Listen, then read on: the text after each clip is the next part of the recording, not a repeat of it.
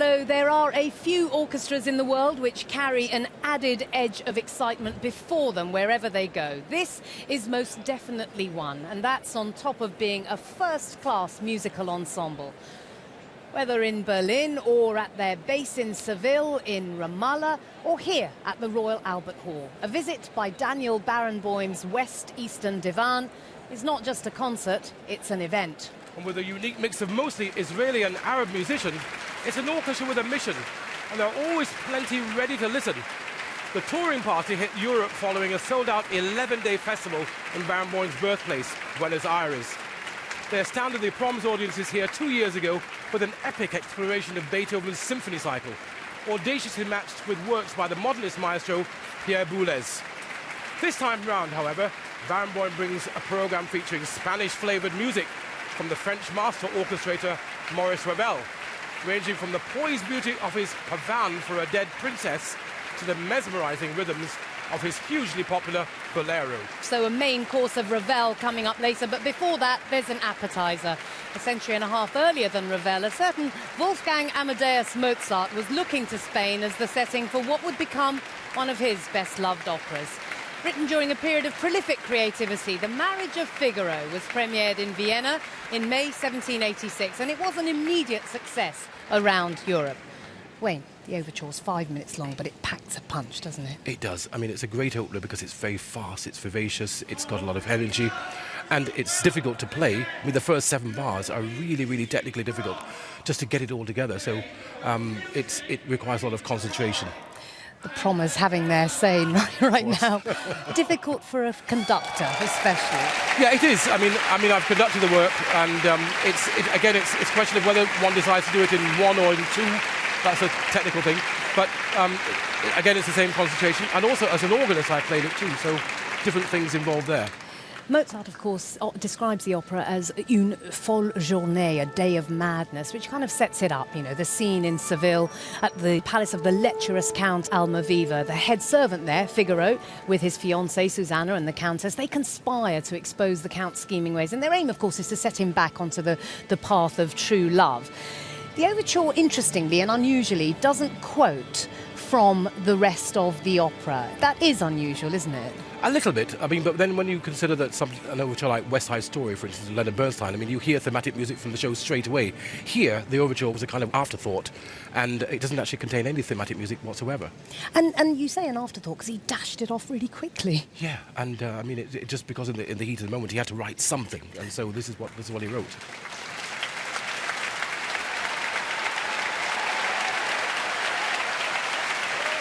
And just listen to that roar, filling the Royal Albert Hall as the man himself, conductor, maestro Daniel Barenboim, joins the orchestra on stage. An orchestra he co-founded with the late Edward Said, the Palestinian intellectual, and Barenboim's very close friend.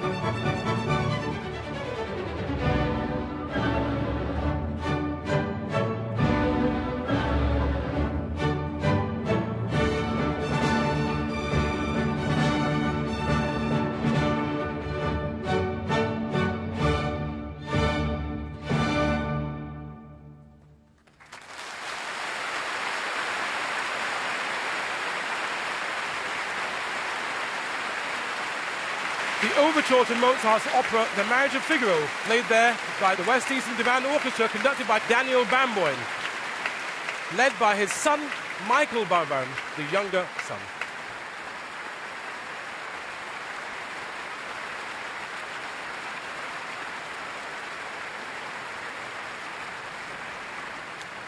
At the same time as composing The Marriage of Figaro, Mozart was also writing two of his greatest piano concertos, his A major and C minor. It does occur to me, Wayne, that we have in this room at least three pianist conductors. We've got Mozart, we've got Barenboim, and we've got you. Well, we certainly have two, because one isn't here. However, but Mozart, yes, of course, certainly conducted from the forte piano, which was very traditional then. And I think it's certainly common for conductors who conduct this opera to do the same thing. I've certainly seen Barenboim conduct from the piano here in the past. Well, this time at the Proms, Daniel Barenboim brings four Spanish-infused works by Ravel: Rhapsody Español, Alborada, Pavan, and the famous Bolero. But he'll be presenting them in an intriguing new way. I spoke to him earlier today. The great advantage for me in the orchestra is to be able to play these four pieces together, because there isn't in the repertoire a great Spanish symphony. But the journey from the Spanish Rhapsody through Alborada de Pavan and then end with the Bolero is a wonderful journey. And I find the Bolero, when played on its own, is a wonderful piece, as we all know. But I think one can say, without being offensive, rather primitive, how it is written.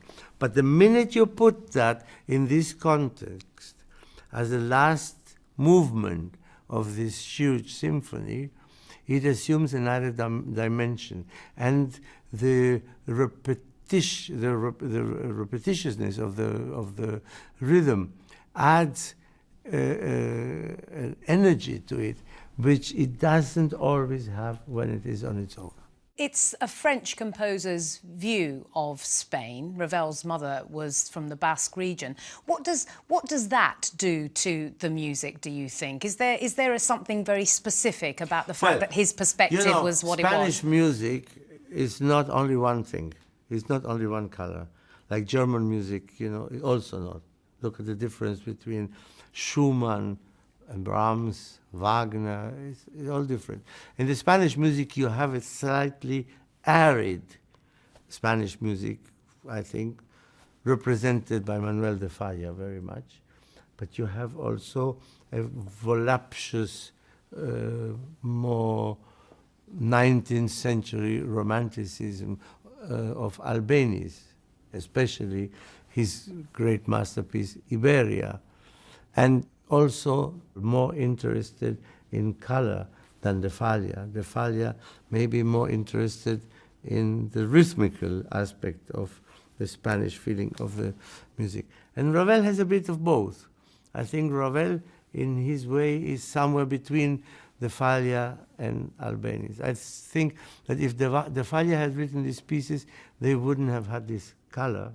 A fair number of the members of the orchestra are Spanish. Is that directly related to the fact that you're based in Seville? We always had a small number. It's not such a large number. It's about 15%.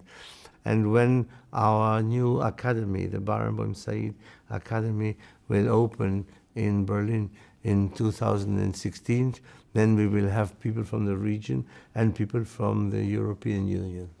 Tell me about the importance of this orchestra for you now. It has always been the dream of you and your friend, the late Edward Said, to try and do something innovative with a cultural exchange. This year was, of course, particularly difficult with the war in Gaza. Obviously, each side was concerned with its own suffering. And that was not easy.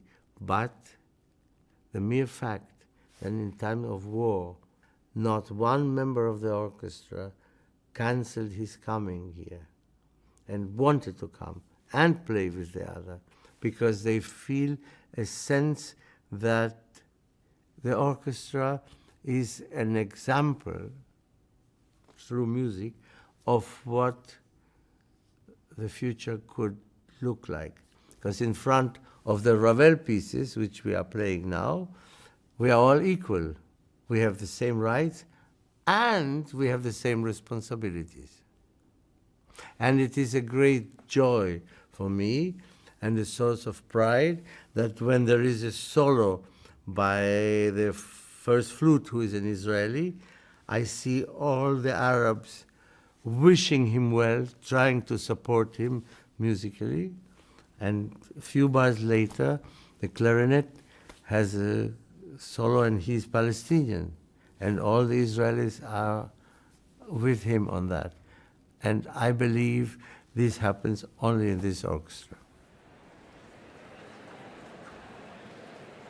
It's just a few minutes now before Daniel Barenboim returns to the podium, and then we get to revel in Ravel. Right now, here's a word from our very own prom queen, Katie Derham. On Proms Extra tomorrow, we're going to be talking about the prom that you're watching right now, as well as our usual roundup of Proms highlights. I'm going to be joined on the sofa by not one, not two, but three conductors, and by you as well at home, I hope. So that's Proms Extra tomorrow on BBC Two at 7 o'clock. So looking ahead to the rest of tonight's programme, it's all about Ravel, a man of contradictions, a dandy who strove to earn his place in the serious world of music, but who didn't often pass up an opportunity to defy the establishment. In the same way, his music is also full of contrasts, at times hedonistic and voluptuous, at others formal and restrained. Tonight's pieces embody both, from the mechanical rhythm of bolero to the sensual, sinewy melody of Pavan for a Dead Princess. And Ravel's work reflects and draws upon a broad range of musical cultures, but perhaps none more so than that of Spain. But while they all draw on Spanish musical traditions, these four pieces are in fact a continuation of a rich French century-long tradition, a musical obsession with Spain embodied in dance. Our first three pieces, Rhapsody Español, Alborada del Gracioso and Pavan for a Dead Princess, were written before Ravel had even visited Spain. Wayne, how does Ravel go about creating and evoking Spain, or at least his version of it, through musical means? Well, if we look at Alborada, which of course is really based on fandango guitar style, I mean, the orchestration of this is very, very exacting, certainly for the strings, for the brass, and the woodwind, so we've got a lot of repeated notes, and of course the strings have got a lot of very fast pizzicati like this, so it's very, very evocative. One of the contradictions, we were speaking about contradictions in Ravel, was that he seemed to crave recognition, and yet he resented his own success at times. I mean, Pavan, which we're going to hear later on, is an example, you know, major international success with amateur pianists, which seemed to really upset him. And likewise with Bolero, I suppose, an instant blockbuster hit worldwide, much to his own bewilderment, in fact. He called it orchestral tissue without music. Have you conducted it, and what approach would you take to making it relevant in a different way? I've conducted it, and the way I like to sort of think about it, and certainly for the orchestra, is to think of it like a jazz improvisation, and in a way that the way that the side drum, of course, keeps the rhythm going all the way through the piece. When the flute actually makes the first entry, in a way the orchestral musicians like to recreate and to improvise around it, but yet keep in the structure, but so that the whole piece feels like an improvisation. And what about rehearsing? Well, rehearsing it, I tend not to do too much with it, because it's like an improvisation, and in a way this is a piece that really only works in performance.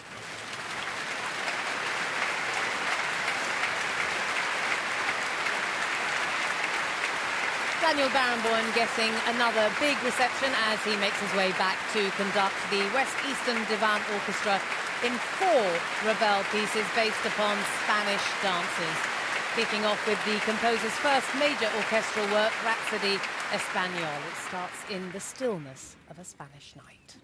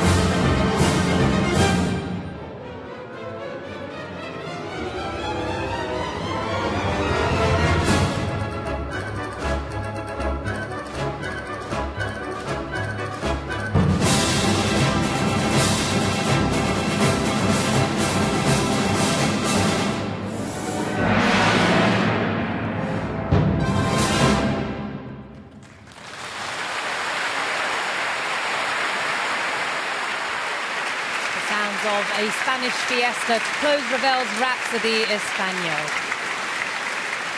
Next up, his Alborada, which Ravel suggested very roughly translates as Morning Song of the Clan.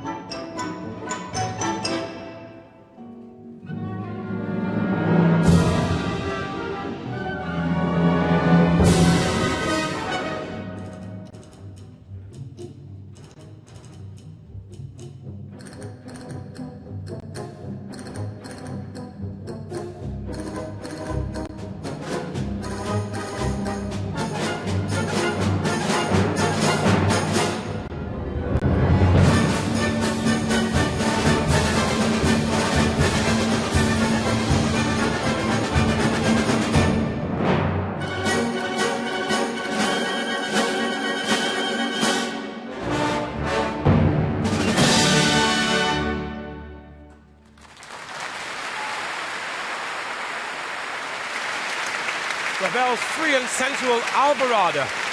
The strings evoking the Spanish guitar, fiendishly difficult to play.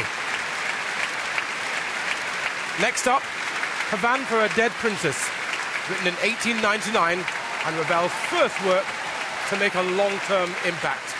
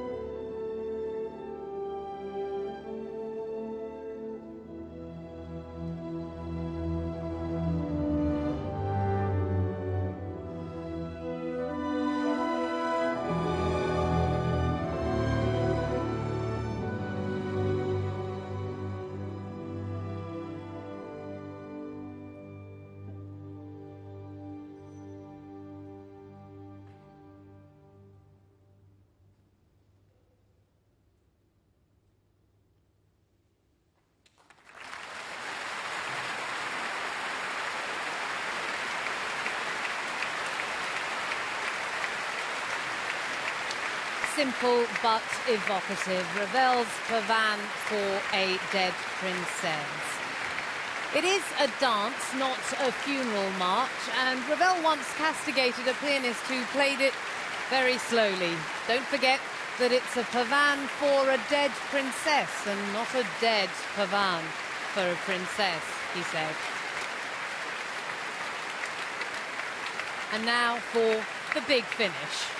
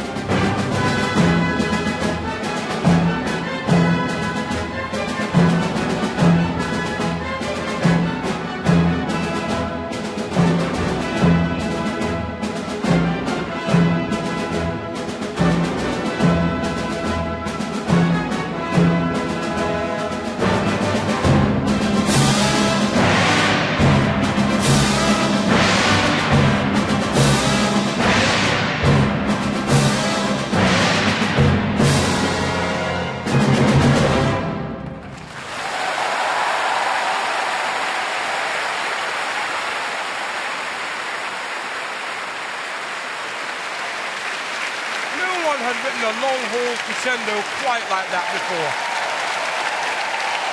Maurice Ravel's Bolero comes to its stuttering end. The West Eastern Divan Orchestra conductor Daniel Barenboim. You know, almost at the beginning, he put his conductor's baton away and he was just standing back, leaning against the podium. And it was only about 2 minutes in that he started to use his hands.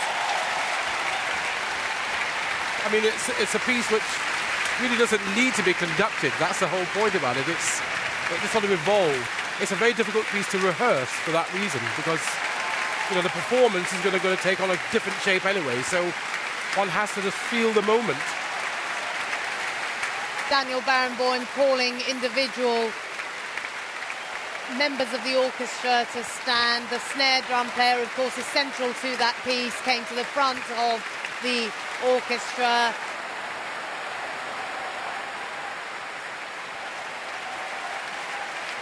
Are you aware that there's another bolero? Is there? Yep. Well, the Japanese composer Ryuichi Sakamoto wrote a piece called Bolerish. So the same kind of structure, same amount of bars, different themes, but very, very interesting.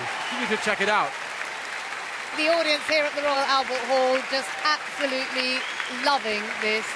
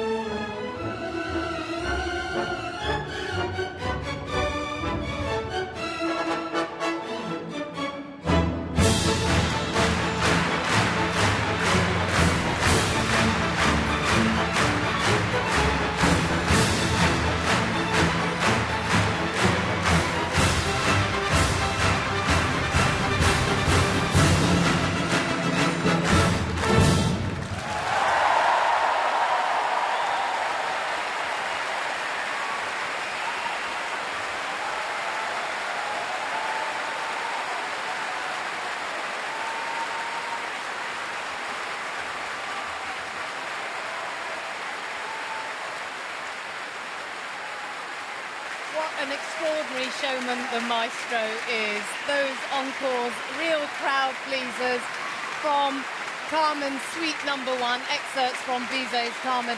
Extraordinary that he just gestured that he was going off to sleep and the orchestra just played themselves. They are amazing. I mean, just think that a young orchestra like this really producing such quality and energy and passion in their And music such playing. engagement with the audience as well. I mean, that's what's extraordinary. You really get a sense every time Barenboim brings this orchestra here that he loves being here and the Proms audience love having them here.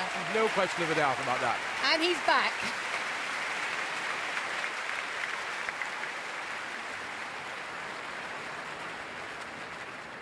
We came back a few days ago from Argentina, where we had our own festival there for 10 days, and we had a wonderful time.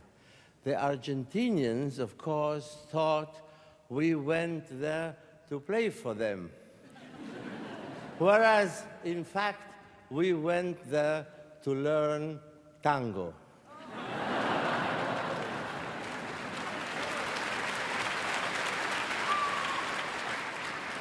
And we learned one tango, which has been a favorite of mine for many years, and I'm very proud that this completely Argentine-less orchestra can play it so idiomatically. It is called El Firulete. You know? Now, one of the people who knows it, do you know what it means? No. Because it's very difficult to translate. Firulete in Argentinian slang is something like something ornamental and flamboyant at the same time. Ornamental flamboyance. This is, of course, not a good translation, but this is the nearest I can come to translate it. And it was arranged for wind, brass, and percussion by a wonderful Argentinian musician whom I have known since my childhood, and his name is José Carri.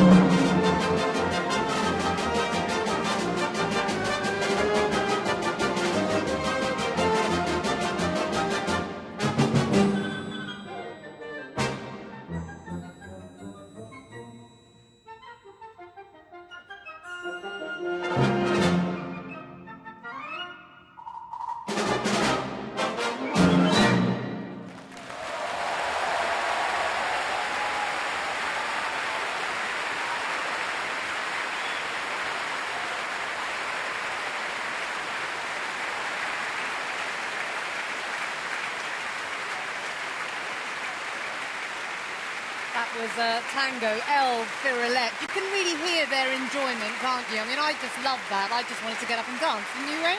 Yeah, it's amazing, actually. Great arrangement, just to hear two sections of the orchestra, or three sections of the orchestra, really. Fantastic, and hardly conducted. Yeah, again, hardly conducted. You could see his enjoyment, his physical movement that wasn't conducting, but just enjoying the music. Just let them get on with it. Fantastic.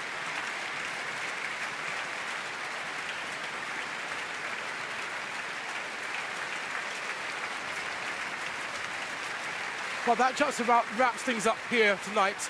The West Eastern Divan Orchestra and Daniel Barenboim also perform UK premieres of new pieces by Karim Rustem and Ariel Adler. And you can watch them as part of the BBC iPlayer collection of new works from the Proms. And next Friday, things are a little bit different, as we'll have a double helping of Proms here on BBC 4. First, Beethoven's Missa Solemnis, conducted by John Elliott Gardner with the Monteverdi Choir. And then there'll be a live late-night Prom with Paloma Faith and the Guy Barker Orchestra. In the meantime, don't forget to catch Casey Derham and Proms Extra on BBC 2 tomorrow at 7. From all of us here at the Royal Albert Hall, thanks very much for watching. Good night. Good night.